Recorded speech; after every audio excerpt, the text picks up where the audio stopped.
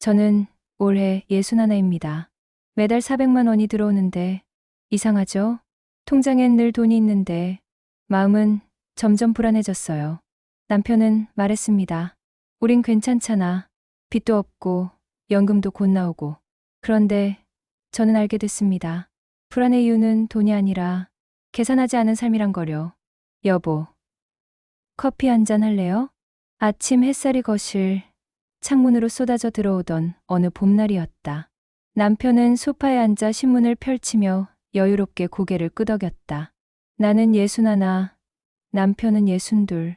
그렇게 우리 부부는 새로운 인생의 장을 시작하고 있었다. 남편이 35년을 다닌 회사를 정년퇴직한 건 지난해 2월이었다. 그때 우리는 걱정이 많았다. 주변을 둘러보면 정년 이후 소득이 뚝 끊겨 당황하는 친구들이 한둘이 아니었으니까. 그런데 우리는 운이 좋았다. 회사에서 남편을 계약직으로 다시 불렀던 것이다. 정 부장님, 업무 연속성도 있고 해서요. 2년 정도만 더 도와주시면 안 될까요? 인사팀장의 그 말에 남편의 얼굴이 환해졌던 게 기억난다. 월급은 300만 원. 현역 시절보다는 적었지만 그래도 정년 직후에 받는 돈치고는 나쁘지 않았다. 게다가 우리에겐 또 하나의 소득원이 있었다. 10년 전 남편이 팀장 시절 모아둔 돈으로 산 경기도 소형 아파트. 처음에는 전세를 줬었는데 꾸준히 돈을 모아 반전세로 바꿨다가 좀 더 돈을 모아서 2년 전 월세로 전환했다. 월 100만 원. 각종 세금을 빼고 순수하게 우리 통장으로 들어오는 돈이었다. 여보, 계산해봤더니 우리 한 달에 400만 원 들어오네요. 당신 월급 300에 월세 100점. 그러게, 우린 참 괜찮은 것 같아. 애들도 다 컸고 빚도 없잖아. 남편의 말이 맞았다. 큰아들은 결혼해서 분가했고 작은 딸도 취업해서 제 앞가림을 하고 있었다. 우리 부부가 사는 집은 오래전에 대출 다 갚았고 카드값도 매달 정리하는 편이었다.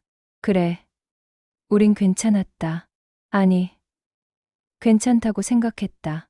아침이면 남편과 나는 함께 커피를 마시며 신문을 나눠봤다.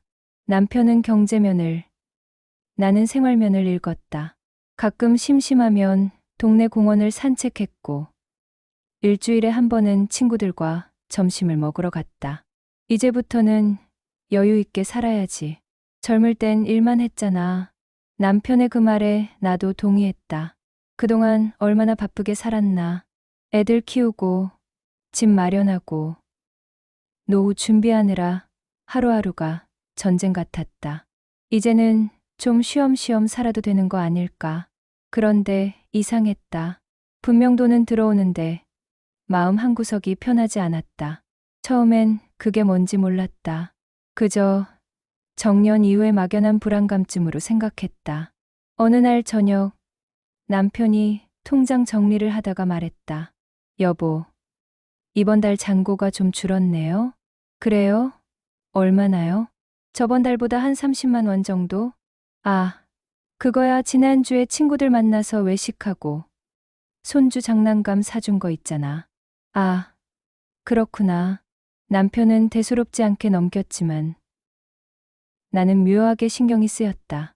30만 원이 크게 큰 돈은 아니었지만 뭔가 계획에 없던 지출이었다. 하지만 곧 생각을 접었다. 이 정도야 한두 달이면 메워지겠지. 그렇게 봄이 지나고 여름이 왔다. 그리고 그 작은 균열은 조금씩, 아주 조금씩 벌어지고 있었다.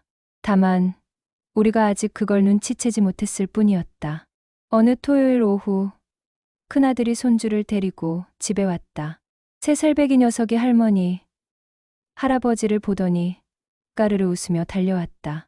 할머니, 저 로봇 갖고 싶어요. 마트에서 본 장난감이었다. 가격표를 보니 5만 원. 비싸다고 해야 할지, 별거 아니라고 해야 할지 애매했다. 결국 남편이 카드를 꺼냈다. 우리 강민이 사줘야지. 할아버지가, 며느리가 난처한 표정을 지었지만 우리는 아랑곳하지 않았다. 손주한테 뭘 해주는 게 얼마나 기쁜 일인데. 그날 저녁, 손주는 로봇을 안고 신나게 놀았고, 우리는 그 모습을 흐뭇하게 지켜봤다. 하지만 그게 끝이 아니었다. 다음 주에는 남편 친구, 아들 결혼식이 있었다. 축의금 10만 원. 그 다음 주에는 친척 돌잔치. 또 10만 원. 그리고 명절이 다가오니 친척들 선물을 준비해야 했다. 이번 추석엔 뭘 보낼까? 한우 세트 어때요? 요즘 다들 그거 좋아하던데. 한우 세트 한 박스에 15만 원. 형제가 셋이니 45만 원. 거기에 처가 쪽까지 보내려면 또 30만 원. 어느새 80만 원 가까이 나갔다. 남편은 카드 청구서를 보며 말했다. 뭐, 명절이니까 그럴 수 있지. 1년에 한두 번인데 맞는 말이었다. 명절에 선물 주고받는 건 당연한 거니까. 하지만 나는 점점 불안해지기 시작했다. 여기저기 조금씩 나가는 돈들이, 계획에 없던 지출들이 쌓이고 있었다. 그리고 결정적인 사건이 있었다. 남편이 허리를 다친 것이다. 아이고, 허리야. 남편이 무거운 물건을 들다가 삐끗했다. 처음엔 파스 붙이고 쉬면 될 줄 알았는데 며칠이 지나도 낫지 않았다. 결국 병원에 갔다. 디스크가 좀 있으시네요. 물리치료 받으셔야겠어요. 한 번에 3만 원씩 하는 물리치료를 일주일에 3번, 한 달 동안 받았다. 총 36만 원. 거기에 약값, 검사비까지 더하니 50만 원이 훌쩍 넘었다. 보험 처리한대요. 실비보험이 있긴 한데 면책금이 있어서 별로 안 나올 것 같아요. 그날 밤 나는 침대에 누워 천장을 바라봤다. 400만 원이 들어오는데 왜 이렇게 불안할까? 생활비는 충분히 쓰고 있는 것 같은데 왜 통장 잔고는 점점 줄어들까? 남편은 옆에서 코를 골며 잠들어 있었다. 나는 조용히 일어나 거실로 나왔다. 책상 서랍에서 가계부를 꺼냈다. 사실 가계부라고 하기도 민망했다. 큰 항목만 대충 적어놓은 노트였다. 주거비 80만 원, 식비 70만 원, 교통통신비 30만 원, 보험료 20만 원. 펜을 들고 다시 계산해 봤다. 그런데 이상했다. 이 고정비들만 더해도 200만 원인데 실제로는 훨씬 더 쓰고 있는 것 같았다. 아, 그렇구나. 그제야 깨달았다. 내가 계산하지 않았던 것들. 손주 용돈, 경조사비, 명절 선물, 병원비, 외식비, 친구들 만날 때 쓰는 돈들. 이 비정기 지출들이 우리 살림을 조용히 잠식하고 있었던 것이다. 가계부를 덮고 창밖을 바라봤다. 밤하늘에는 별이 총총했다. 예쁜 풍경이었지만 내 마음은 편하지 않았다. 이대로 가다간 안 되겠어. 그 생각이 머릿속을 스쳤지만 어떻게 해야 할지는 아직 몰랐다. 다만 한 가지는 확실했다. 우리 부부의 여유로운 시작에 작은 균열이 생기고 있다는 것. 그리고 그 균열은 점점 커지고 있다는 것. 나는 한숨을 쉬며 다시 침실로 돌아왔다. 내일 아침이면 남편과 이야기를 나눠봐야겠다고 생각했다. 하지만 그건 쉽지 않을 것 같았다. 남편은 여전히 우린 괜찮아라고 믿고 있었으니까. 여보, 우리 한 달에 얼마나 써요? 아침 식사를 하다가 내가 물었다. 남편은 밥을 한 숟가락 뜨고 나서 대답했다. 글쎄, 한 300만 원? 아니면 330만 원 정도? 정확히 계산해 본 적 있어요? 대충 알지 뭐. 집에 들어가는 돈 있고, 먹는 거 있고, 보험료 나가고, 그 정도면 되지 않나? 남편의 답변은 막연했다. 나도 사실 똑같았다. 그동안 우리는 대충 알고 있다고 생각했다. 돈이 들어오고, 나가고, 통장에 남아있으면 괜찮다고 여겼다. 하지만 지난밤 가계부를 들여다보면서 깨달았다. 우리는 고정비만 계산하고 있었다는 것을. 그리고 진짜 문제는 그 고정비 밖에 있었다. 식사를 마치고 남편이 출근 준비를 하는 동안 나는 다시 가계부를 펼쳤다. 이번엔 제대로 적어보기로 했다. 고정비, 항목, 주거비 60만 원, 관리비, 인터넷, 정수기 렌탈, 식비 70만 원, 교통통신비 30만 원, 의료실비, 종신보험 등 보험료 40만 원. 여기까지만 해도 200만 원이었다. 그런데 실제로 우리가 한 달에 쓰는 돈은 330만 원이라고 했다. 그럼 나머지 130만 원은 어디로 간 걸까? 나는 지난 석 달치 카드 내역을 꺼내 하나하나 훑어봤다. 그리고 숨겨진 지출들이 하나둘씩 모습을 드러냈다. 변동비, 항목, 외식비 25만 원, 경조사비 월 평균 15만 원, 용돈 및 선물 20만 원, 의료비 10만 원, 취미허가 15만 원, 기타 20만 원. 이걸 다 더하면 105만 원. 고정비 200만 원에 더하니 305만 원이었다. 그런데 실제로는 330만 원을 쓴다고 했으니 여기서 빠진 항목들이 또 있다는 뜻이었다. 명절 때 쓰는 돈, 가전제품 고장나면 수리비, 차 유지비. 세세하게 따지면 더 나올 것 같았다. 어쩌면 우리는 한 달에 350만 원, 어떤 달은 380만 원까지도 쓰고 있을지 모른다는 생각이 들었다. 그날 저녁 남편이 퇴근하고 돌아왔을 때 나는 가계부를 펼쳐 보여줬다. 여보, 이것 좀 봐요. 우리가 한 달에 진짜로 쓰는 돈. 남편은 안경을 고쳐 쓰고 가계부를 들여다봤다. 처음엔 무심했던 표정이 점점 진지해졌다. 이게 다 맞아요? 카드 내역 확인하면서 적은 거예요. 그리고 여기 적힌 것보다 실제로는 더 쓸 때도 많아요. 그럼 우리 매달 적자라는 얘기야? 아직 적자까진 아니지만 거의 빠듯하게 쓰고 있는 거죠. 수입이 400만 원인데 지출이 330만 원에서 많을 땐 380만 원까지 나가니까요. 남편은 한동안 말이 없었다.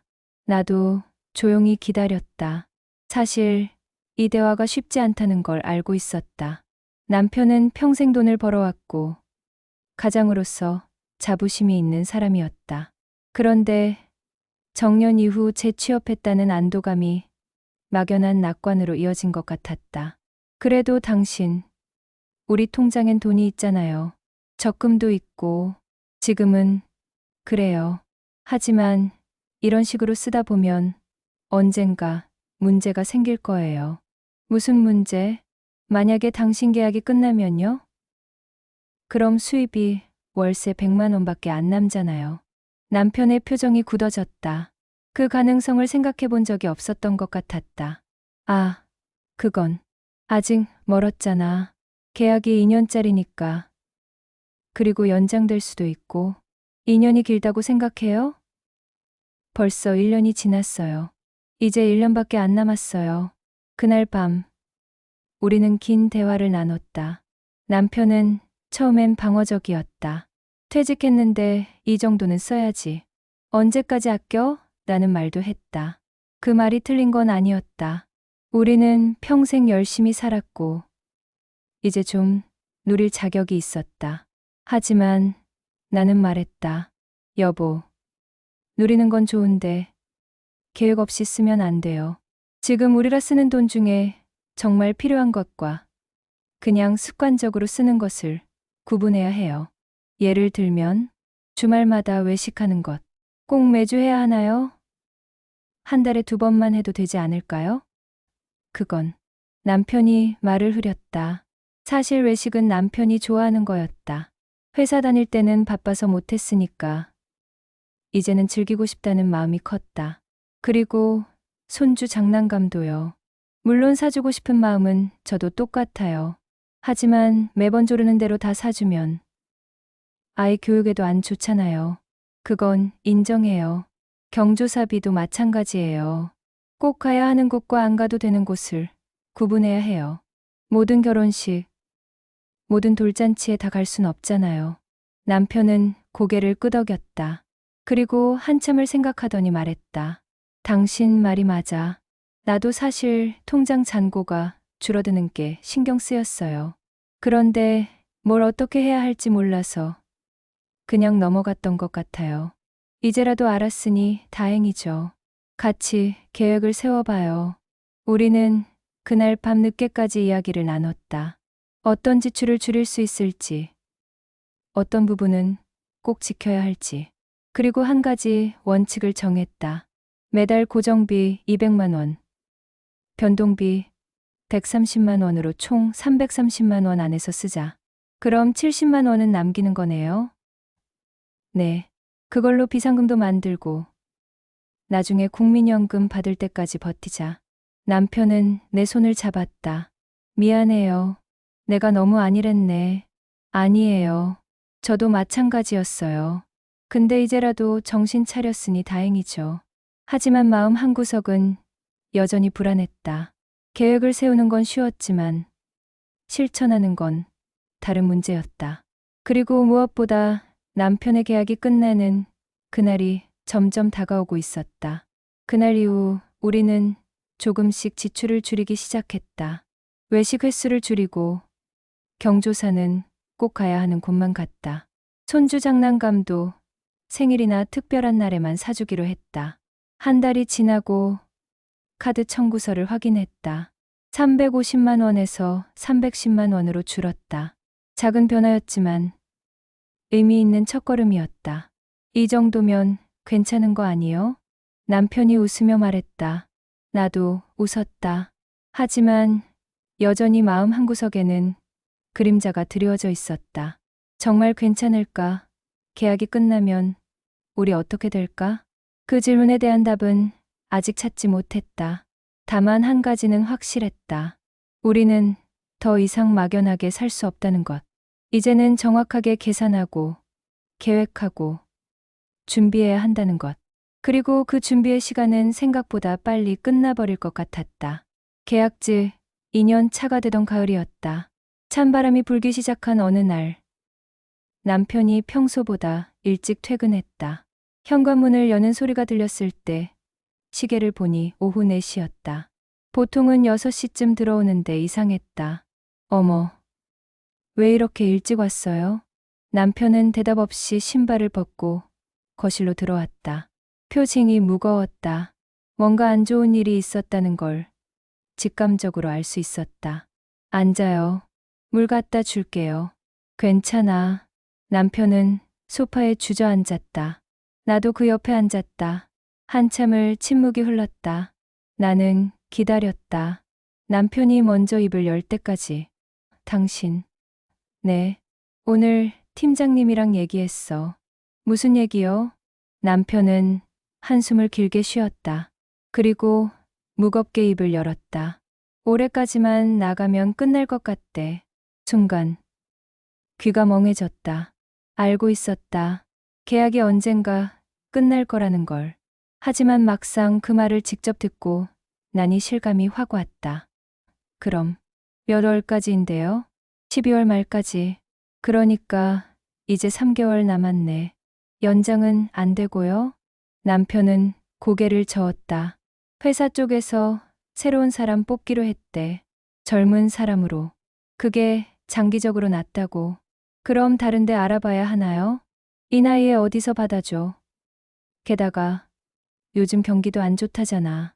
남편의 목소리가 점점 작아졌다. 나는 남편의 손을 잡았다. 차가웠다. 그날 저녁 우리는 제대로 된 식사를 하지 못했다. 남편은 밥을 몇 숟가락 뜨더니 내려놓았고 나도 입맛이 없었다. 텔레비전을 틀었지만 무슨 내용인지 귀에 들어오지 않았다. 당신. 네. 그럼 다음 달부터는 월세 100만 원만 남는 거예요? 남편은 고개를 끄덕였다. 응. 그리고 국민연금은 64세부터야. 아직 2년 남았지. 머릿속이 하얘졌다. 생활비는 330만 원. 아니, 아무리 줄여도 250만 원은 필요했다. 그런데 수입은 월세 100만 원뿐. 150만 원이 부족했다. 적금 깨야 하나요? 그것도 한계가 있잖아. 적금이 얼마나 있는데. 2천만 원. 그걸로 버틸 수 있는 게 얼마나 돼? 계산은 간단했다. 한 달에 150만 원씩 부족하면 1년에 1,800만 원. 2천만 원으로는 고작 1년 조금 넘게 버틸 수 있었다. 그 다음엔 국민연금이 나오긴 하지만 그것만으로는 생활이 빠듯했다. 그날 밤 나는 남편이 잠든 옆에서 잠을 이룰 수 없었다. 천장을 보며 계속 계산했다. 64세부터 국민연금 90만 원, 퇴직연금 120만 원, 합치면 210만 원, 거기에 월세 100만 원 더하면 310만 원. 그럼 그때는 괜찮겠네. 하지만 문제는 지금부터 64세까지였다. 남편은 62, 64세까지 2년이 남았다. 그 2년을 어떻게 버텨야 할까? 한 달에 150만 원씩 부족하면 2년이면 3,600만 원. 적금 2천만 원으로는 턱없이 모자라. 계산기를 두드릴수록 답이 안 나왔다. 머리가 복잡해지고 가슴이 답답해졌다. 옆에서 남편은 코를 골며 자고 있었지만 나는 새벽 3시가 되도록 잠을 이룰 수 없었다. 창밖으로 희미하게 동이 트기 시작했다. 나는 조용히 일어나 거실로 나왔다. 찬물 한 잔을 마시고 소파에 앉았다. 가계부를 다시 꺼냈다. 페이지를 넘기며 지난 1년간의 기록을 봤다. 우리가 얼마나 막연하게 살았는지 한눈에 보였다. 들어오는 돈은 분명했지만 나가는 돈은 흐릿했다. 계획은 있었지만 실천은 부족했다. 이제는 정말 달라져야 해. 그 생각이 머릿속을 스쳤다. 더 이상 미룰 수 없었다. 남편의 월급이 끊기는 건 9개월 후였지만 지금부터 준비하지 않으면 그때 가서는 손 쓸 방법이 없을 것 같았다. 아침 7시 남편이 잠에서 깼다. 나는 이미 거실 식탁에 앉아 노트에 뭔가를 적고 있었다. 당신 벌써 일어났어요? 잠은 잤어요? 응. 좀 일찍 깼어요. 남편은 세수를 하고 나와 내 옆에 앉았다. 식탁 위에는 노트와 계산기, 그리고 지난 1년간의 카드 명세서가 쌓여 있었다. 뭐해요? 우리 지출 다시 정리하고 있어요. 남편은 노트를 들여다봤다. 거기엔 빼곡하게 숫자들이 적혀 있었다. 현재 월 지출, 주거비 60만, 식비 70만, 교통통신비 30만, 보험료 40만, 외식비 25만, 경조사비 15만, 용돈 선물 20만, 의료비 10만, 취미허가 15만, 기타 비용 35만, 합계 320만 원.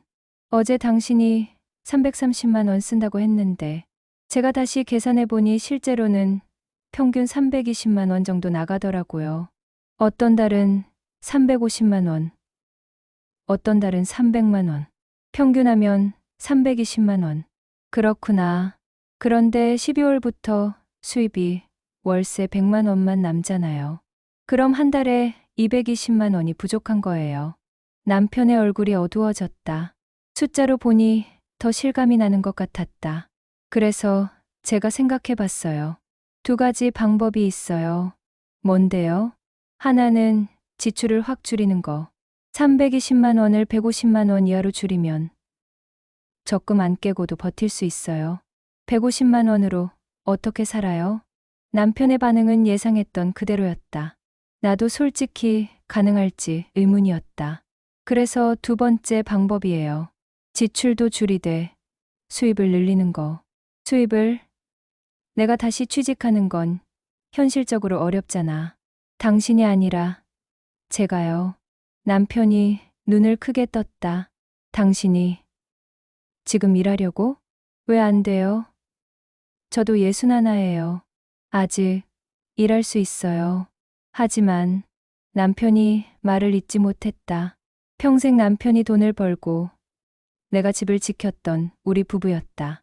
남편은 아마도 내가 무능해서 당신이 일하게 만들었다는 자괴감을 느끼는 것 같았다. 여보, 이건 당신 잘못이 아니에요. 시대가 바뀌었고 정년 이후 삶이 길어졌어요. 예전에는 65세면 노인이었지만 지금은 아니잖아요. 그래도 그리고 솔직히 집에만 있으니까 저도 심심해요. 뭔가 하고 싶었어요. 이참에 일도 해보고 돈도 벌고 일석이조죠. 사실 반은 진심이고 반은 남편을 위로하는 말이었다. 심심한 건 맞지만 일이 쉬울 거라고는 생각하지 않았다. 하지만 지금은 선택의 여지가 없었다. 그래서 어떤 일 할 건데요? 아직 구체적으로 정하진 못했어요. 근데 어제 마트 지나가다가 구인 공고 봤어요. 진열 아르바이트 모집한다고. 마트, 진열? 네. 하루 6시간, 주 5일 근무, 월 150만 원. 남편은 한동안 말이 없었다. 그러다 조용히 물었다. 힘들지 않을까? 힘들겠죠. 근데 안 하는 것보다는 나아요. 남편은 내 손을 잡았다. 미안해. 내가 더 잘했어야 하는 건데. 아니에요. 우리 둘 다 몰랐던 거예요. 이제라도 깨달았으니 다행이에요. 그날 오후 나는 노트를 펼쳐놓고 새로운 계획을 세웠다. 만약 내가 150만 원을 벌면 월세 100만 원과 합쳐서 250만 원, 생활비를 320만 원에서 250만 원으로 줄이면 수지가 맞았다. 새로운 예산안, 주거비 유지, 식비 20만 원 감축 외식 줄이기, 장보기, 효율화, 교통통신비 10만 원 절감, 요금제 변경, 보험료 10만 원 절감 중복 특약 해지, 외식비 15만 원 절감 월 1회로 제한, 경조사비 5만 원 절감, 필수만 참석, 용돈 선물 10만 원, 축소 특별한 날만, 의료비, 기타 비용은 유지, 합계 250만 원. 숫자로 보니 가능해 보였다. 물론 실천하는 건 다른 문제였지만 적어도 방향은 잡혔다.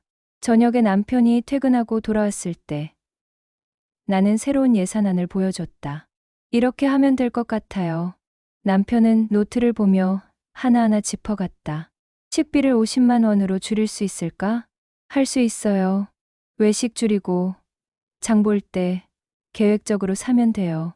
그리고 저희라면 점심은 밖에서 해결하니까 집에서 먹는 끼니가 줄어요. 외식은 월 1회? 네. 우리 기념일이나 특별한 날에만 하는 거예요.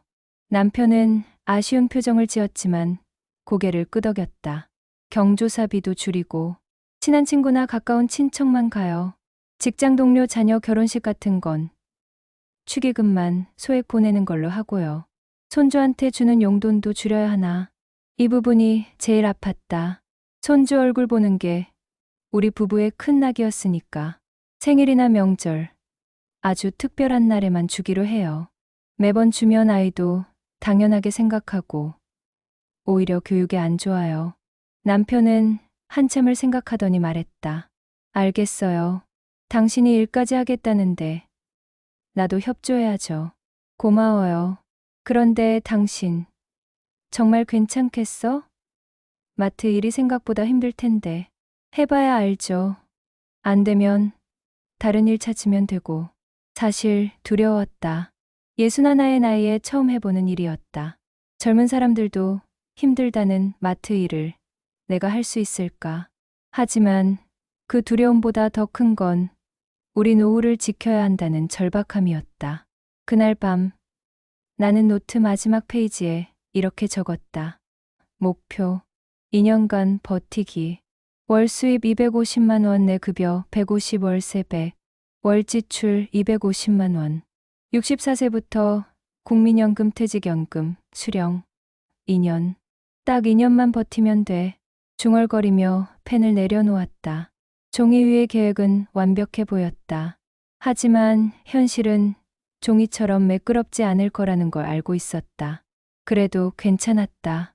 적어도 이제는 방향을 알았으니까. 막연한 불안에서 구체적인 계획으로. 그게 첫걸음이었다. 사흘 뒤 나는 동네 대형마트 사무실 앞에 서 있었다. 손에는 간단하게 작성한 이력서가 들려 있었다. 61 주부. 경력 사항 없음. 보잘것없는 이력서였지만 이게 내가 가진 전부였다. 안녕하세요. 진열 아르바이트 지원하러 왔습니다. 젊은 인사 담당자가 이력서를 훑어봤다. 표정이 살짝 의아해 보였다. 연세가 61이시네요. 네. 나이 제한 있나요? 아니요. 그건 아닌데. 일이 좀 힘들 수 있어서요. 무거운 물건도 나르고 하루 종일 서 있어야 하거든요. 괜찮습니다. 건강해요. 사실 자신은 없었다. 하지만 지금 물러설 수 없었다. 그럼 내일부터 한 일주일 시범 근무해 보시겠어요? 그 기간 동안 적응 안 되시면 그만두셔도 되고요. 감사합니다. 다음 날 아침 7시. 나는 파란색 조끼를 입고 마트 직원들 사이에 섰다. 대부분 나보다 훨씬 젊었다. 40대, 50대 아줌마들이 대부분이었고 30대 젊은 사람들도 몇 명 보였다. 신입이시죠? 저 따라오세요. 팀장이라는 50대 중반 여자분이 나를 안내했다. 창고로 들어가니 천장까지 쌓인 물건들이 보였다. 여기서 물건 받아서 각 코너로 나르는 게 우리 일이에요. 오전엔 식품, 오후엔 생활용품. 이해되죠? 네. 처음엔 힘들 거예요. 천천히 하세요. 무리하면 허리 다쳐요. 첫날은 정말 힘들었다. 20kg 쌀포대를 카트에 싣는데 허리가 삐끗할 뻔했다. 라면, 박스를 나르다가 손목이 시큰거렸다. 선반 아래 칸에 물건을 넣으려고 쪼그려 앉았다. 일어설 때마다 무릎이 욱신거렸다. 점심시간이 되자 다리가 후들거렸다. 휴게실 겸 식당에서 밥을 먹는데 젓가락을 들 힘도 없었다. 옆자리에 앉은 아줌마가 말을 걸었다. 첫날이죠. 힘들죠? 네. 이렇게 힘들 줄 몰랐어요. 다들 그래요. 근데 일주일만 버티면 적응돼요. 저도 처음엔 그만두고 싶었어요. 여기 얼마나 다니셨어요? 3년 됐어요. 남편이 사업 망하고 제가 나와야 했거든요. 그 말에 뭉클했다. 다들 각자의 사연이 있구나. 나만 힘든 게 아니구나. 오후엔 생활용품 코너에 배치됐다. 세제, 화장지, 샴푸 같은 것들을 진열하는 일이었다. 생각보다 무거웠다. 특히 대용량 세제는 한 통에 45kg는 됐다. 이거 여기 진열해 주세요. 매니저가 화장지 박스를 가리켰다. 박스를 들어 올리려는데 생각보다 부피가 컸다. 중심을 잡기가 어려웠다. 비틀거리며 선반까지 옮겨놓고 나니 땀이 비 오듯 흘렀다. 시계를 보니 오후 5시. 퇴근까지 1시간 남았다. 그 1시간이 왜 그렇게 길던지. 드디어 퇴근 시간. 조끼를 벗고 사물함에 넣었는데 팔이 제대로 올라가지 않았다. 온몸이 쑤시고 아팠다. 집에 돌아오자 현관에서부터 주저앉고 싶었다. 남편이 깜짝 놀라며 다가왔다. 괜찮아요? 얼굴이 왜 그래요? 피곤해요. 남편이 물을 떠다 줬다. 한 잔을 단숨에 들이켰다. 힘들면 그만둬요. 무리하지 말고. 아니요. 괜찮아요. 사실 괜찮지 않았다. 온몸이 비명을 질렀다. 하지만 첫날부터 포기할 순 없었다. 저녁을 먹고 목욕을 했다.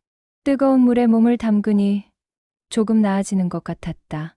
거울을 보니 손바닥에 물집이 잡혀 있었다. 박스를 나르느라 생긴 상처였다. 침대에 누웠다. 남편이 파스를 가져와 허리에 붙여줬다. 당신, 내일은 쉬어요. 몸 추스르고. 안 돼요.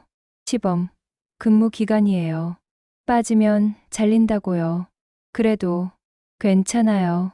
팀장님이 그러는데 일주일만 버티면 적응된대요.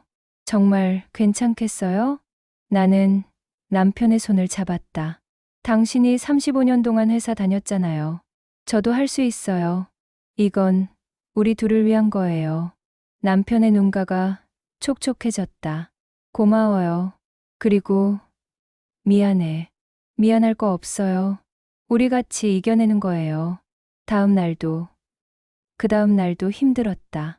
셋째 날엔 계단에서 내려오다가 다리에 힘이 풀려 휘청거렸다. 넷째 날엔 무거운 박스를 들다가 손목을 삐끗했다. 하지만 신기하게도 일주일이 지나자 정말로 몸이 적응하기 시작했다. 박스를 나르는 요령이 생겼고 물건을 진열하는 속도도 빨라졌다.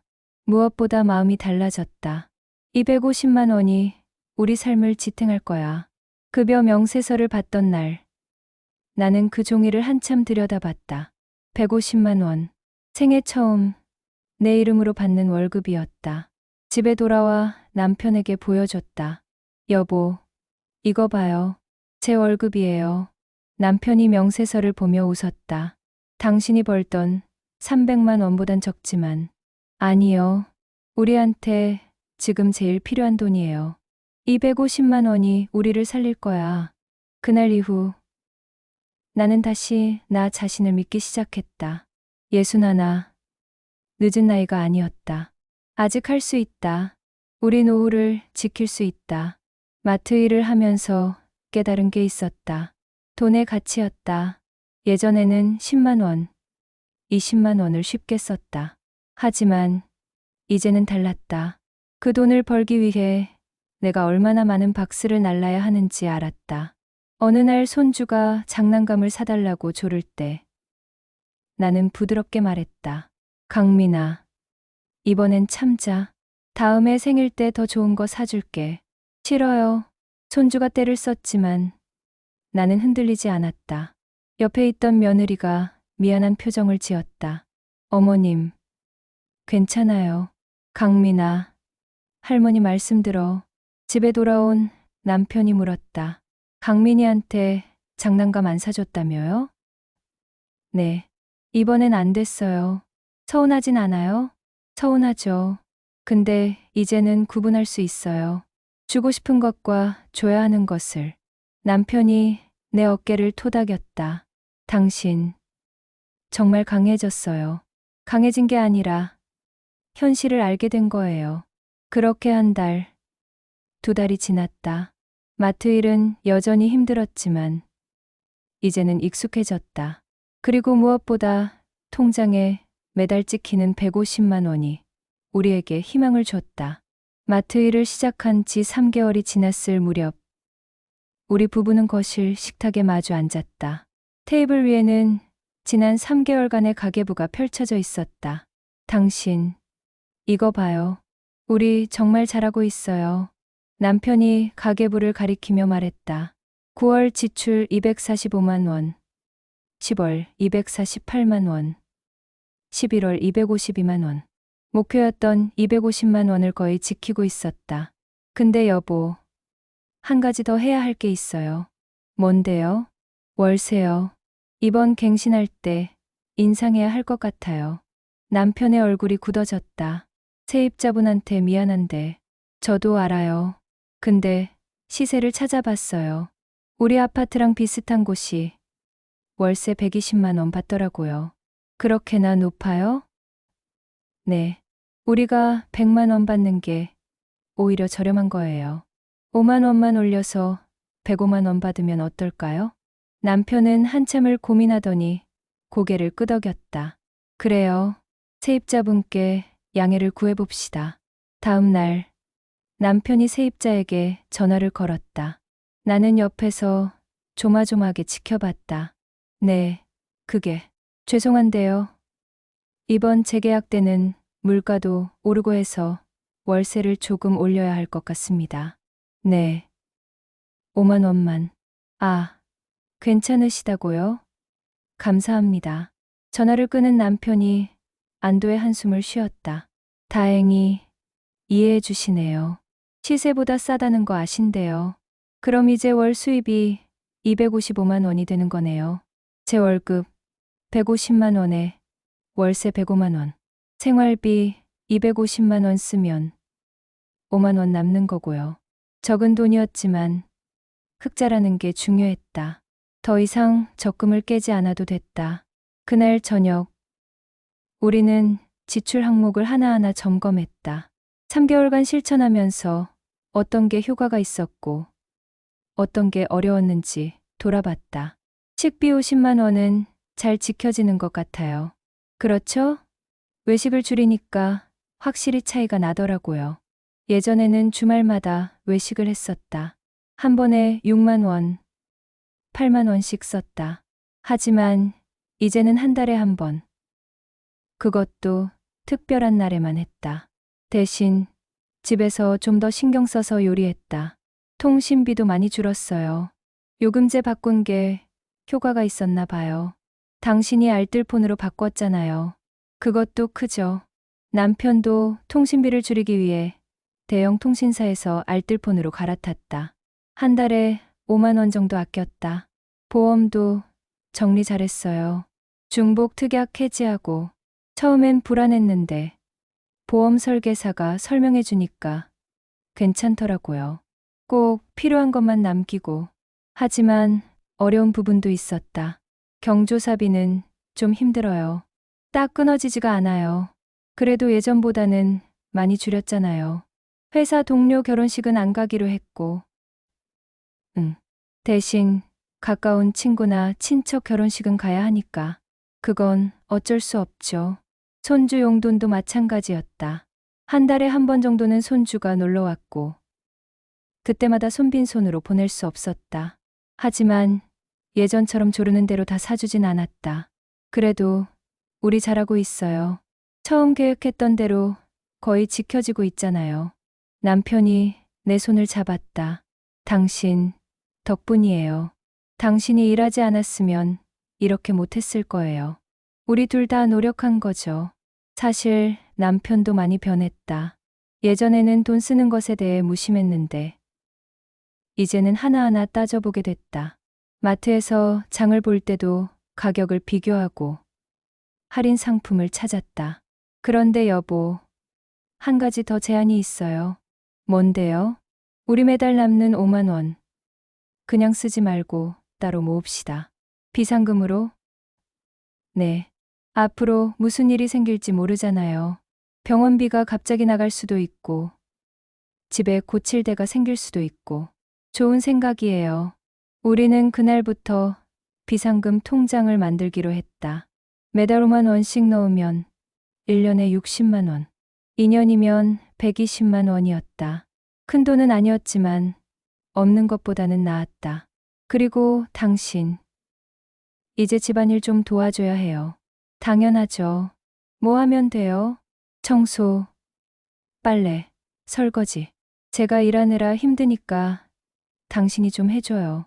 남편은 쑥스러운 표정을 지었다. 평생 집안일을 거의 안 해봤던 사람이었다. 하지만 이제는 달랐다. 알았어요. 배워볼게.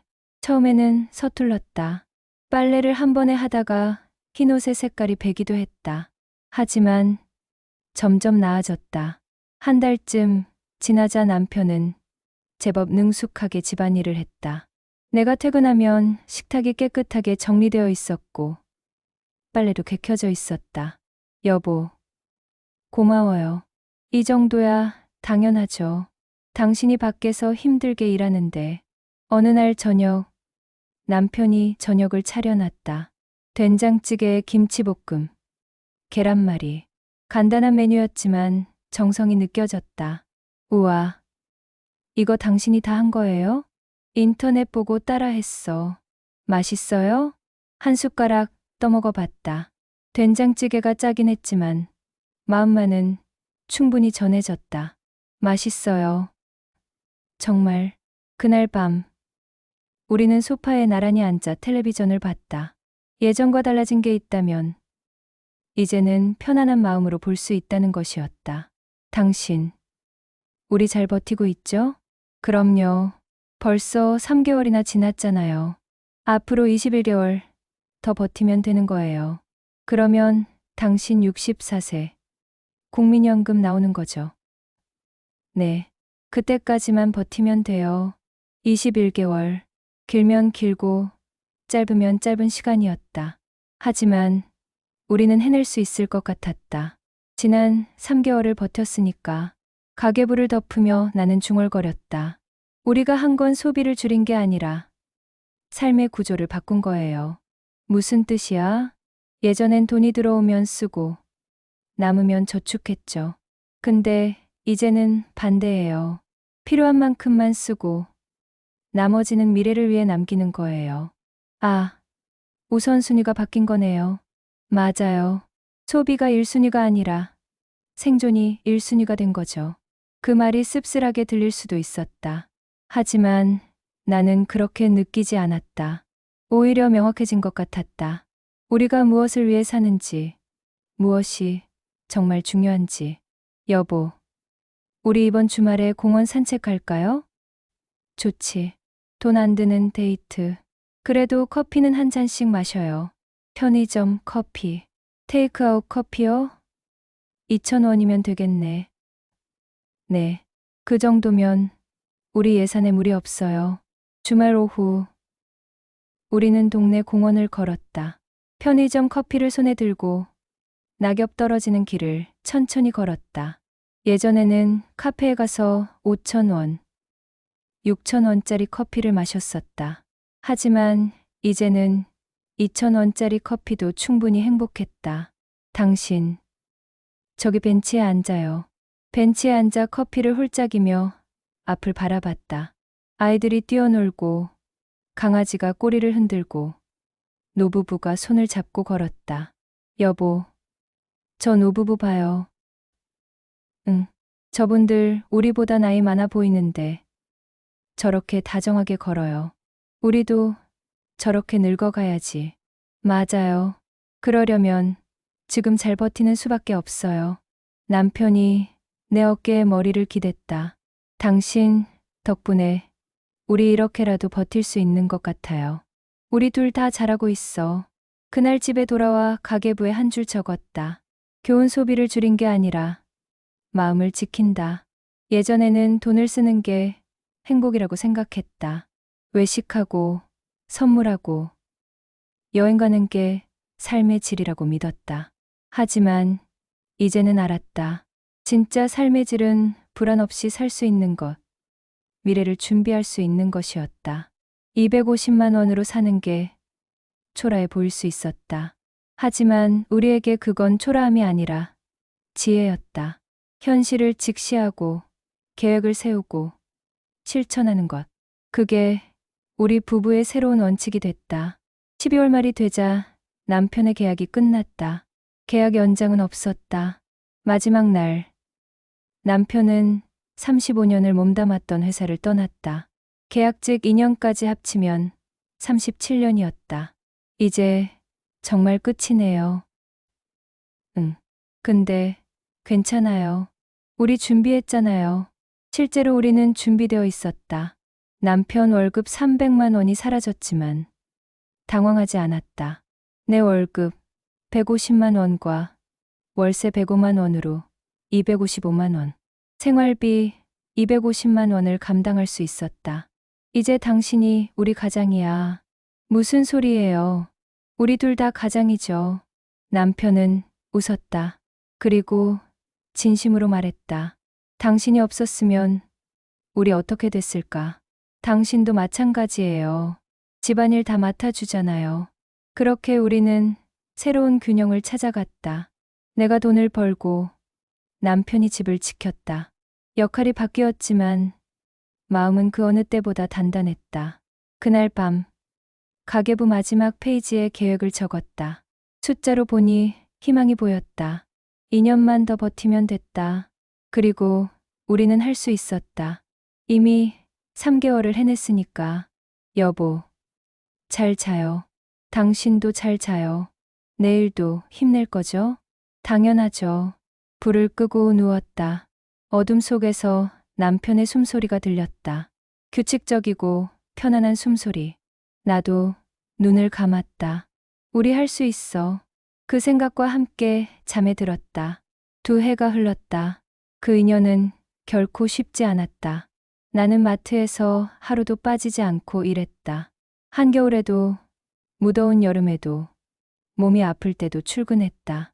150만 원은 우리 생존의 밑돌이었으니까. 남편은 집안일의 달인이 됐다. 청소, 빨래, 요리까지. 처음엔 서툴렀지만 이제는 나보다 더 꼼꼼했다. 내가 퇴근하면 따뜻한 밥상이 차려져 있었고 깨끗하게 정돈된 집이 나를 맞았다. 오늘 메뉴는 김치찌개예요. 당신이 좋아하는 거. 고마워요. 정말. 저녁을 먹으며 그날 하루를 나눴다.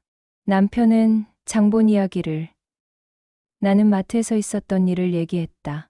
소소한 대화였지만 그 안에 우리의 일상이 담겨 있었다. 여보, 오늘 세입자분한테 연락 왔어요.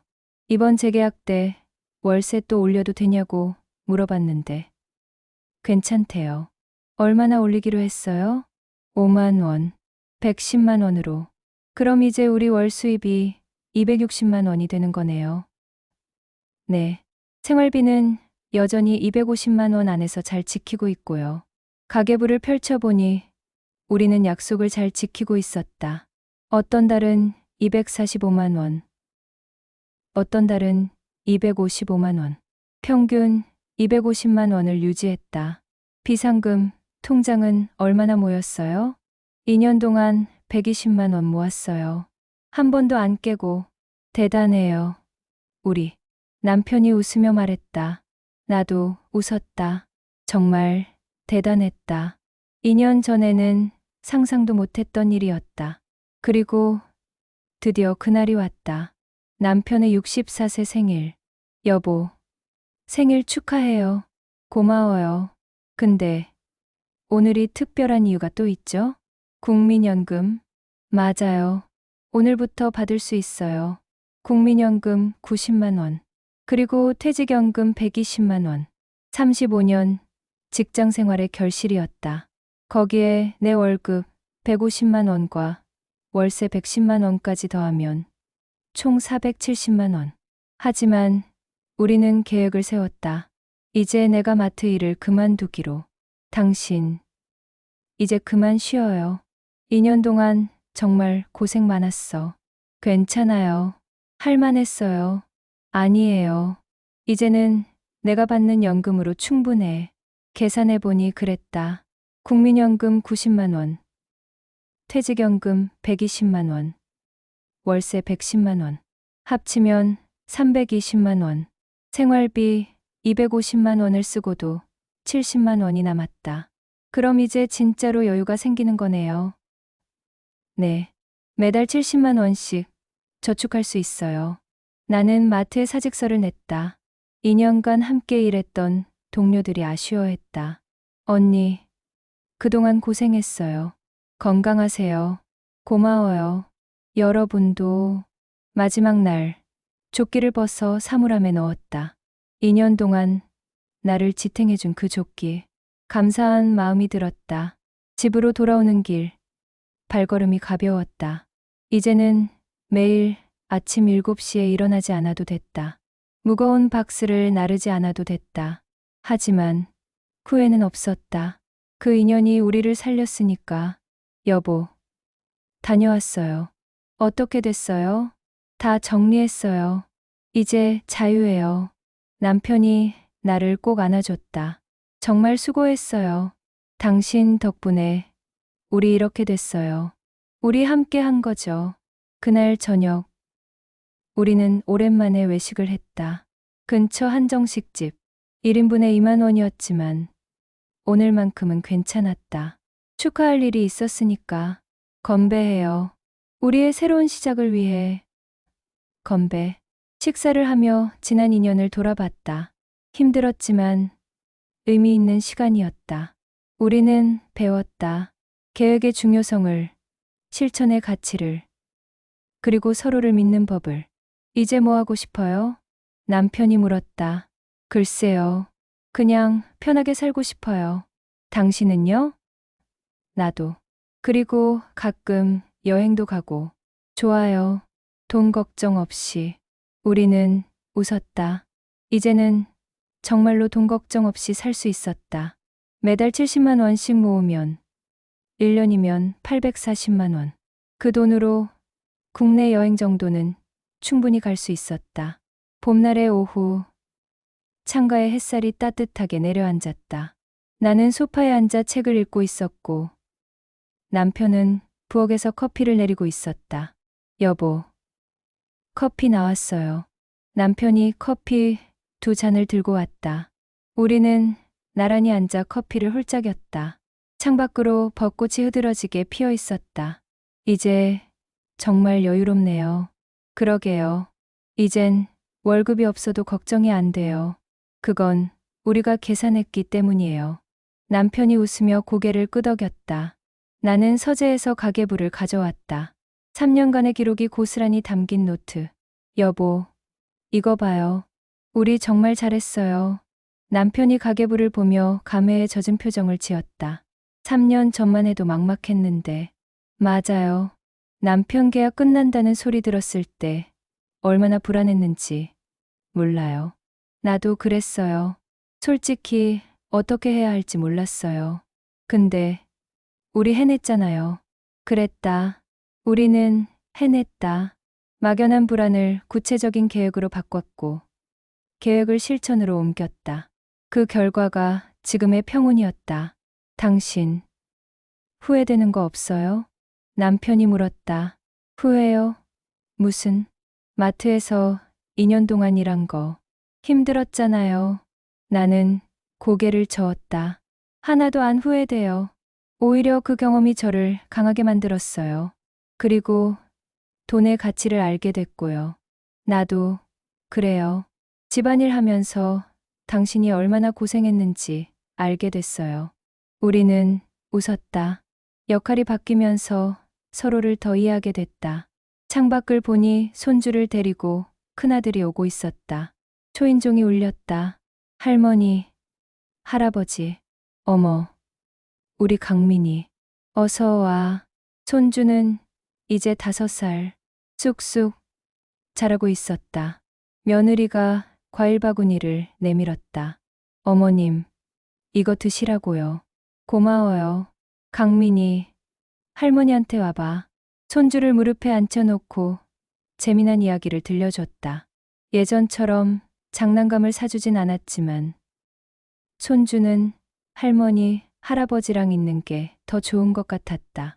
강민아, 다음 주 생일이지? 그때 선물 줄게. 와, 정말요? 응. 할머니가 약속할게. 아들 가족이 돌아간 후 남편이 말했다. 생일 선물로 뭐 사줄 거예요? 책이요. 강민이가 요즘 책 읽는 거 좋아한대요. 좋은 생각이에요. 예전 같았으면 비싼 장난감을 샀을 것이다. 하지만 이제는 달랐다. 정말 필요한 것, 의미 있는 것을 주고 싶었다. 저녁이 되자 남편이 저녁을 차렸다. 된장찌개, 고등어구이, 나물 반찬. 소박하지만 정성이 느껴지는 밥상이었다. 잘 먹겠습니다. 맛있게 드세요. 식사를 하며 남편이 물었다. 당신, 우리 70세 되면 뭐 하고 싶어요? 70세요? 글쎄요. 건강하게 살고 싶어요. 그게 제일 중요한 것 같아요. 맞아요. 건강이 제일이죠. 그리고 매달 80만 원씩 모으잖아요. 그 돈으로 가끔 여행도 가고 자식들한테 부담도 안 주고 좋은 계획이에요. 식사를 마치고 설거지를 하는데 문득 감사한 마음이 들었다. 3년 전 그 불안했던 순간 우리가 계산하기로 결심한 것. 그게 우리를 여기까지 데려왔다. 밤이 되자 침실로 들어갔다. 침대에 누워 천장을 바라보며 남편이 말했다. 여보, 저 요즘 행복해요. 저도요. 돈이 많아서가 아니라 불안하지 않아서. 맞아요. 그게 제일 큰 행복이에요. 남편의 손을 잡았다. 따뜻했다. 우리 잘 늙어갑시다. 그럼요. 함께.